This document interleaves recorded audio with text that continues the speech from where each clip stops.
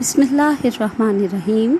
अस्सलाम वालेकुम स्टूडेंट्स, आपको बाकमाल उर्दू चैनल पर खुश आमदीद। स्टूडेंट्स, आज हम जमात नाहम की उर्दू की दरसी किताब में से सबक नंबर 2 कतबा शुरू करते हैं।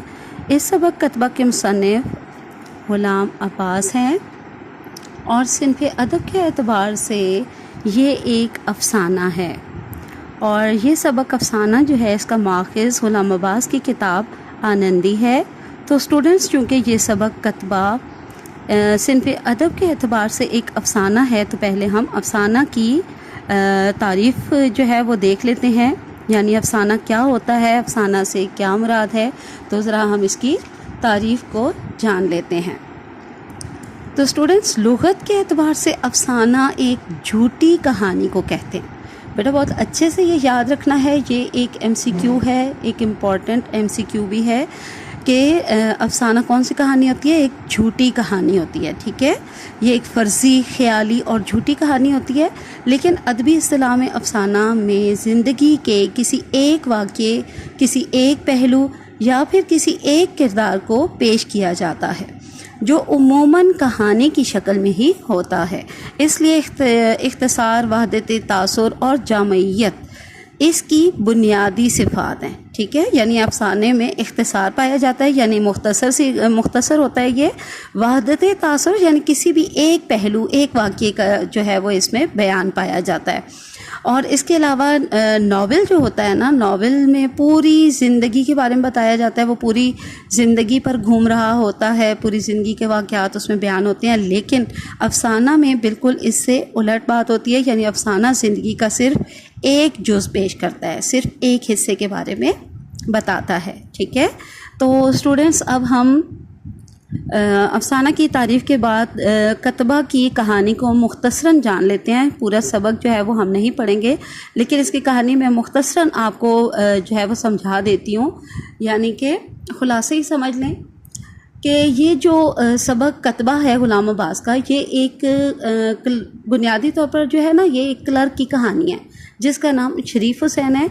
दर्जा 2 का ये एक क्लर्क है और इसके बीवी बच्चे जो हैं वो इन दिनों में मेके गए हुए हैं, इसलिए खिलाफ मामूल तनख्वाह के 8 रोज़ बाद भी उसकी जेब में कुछ रकम मौजूद थी।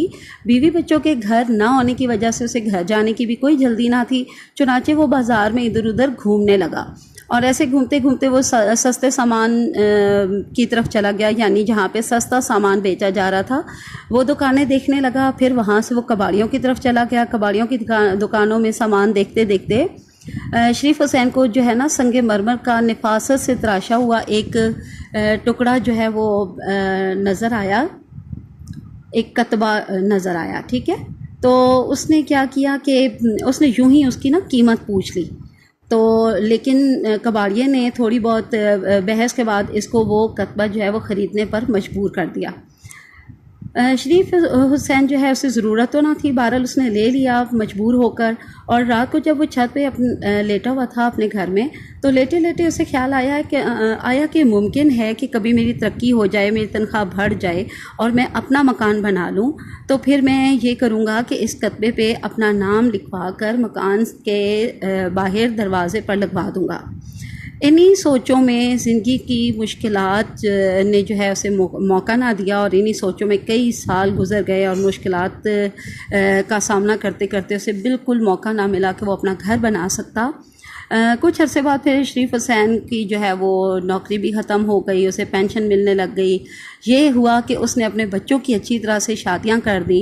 और फिर एक दिन ऐसा आया कि क्योंकि वो अब बहुत बूढ़ा हो चुका था, तो जाड़े की एक रात को, यानी बहुत सख्त सर्दी थी, तो सर्दी की एक रात को वो बाहर निकला तो उसको नमूनिया हो गया और इसी नमूनिया की बीमारी में शरीफ हुसैन एक दिन जो है वो दुनिया से रुखसत हो गया।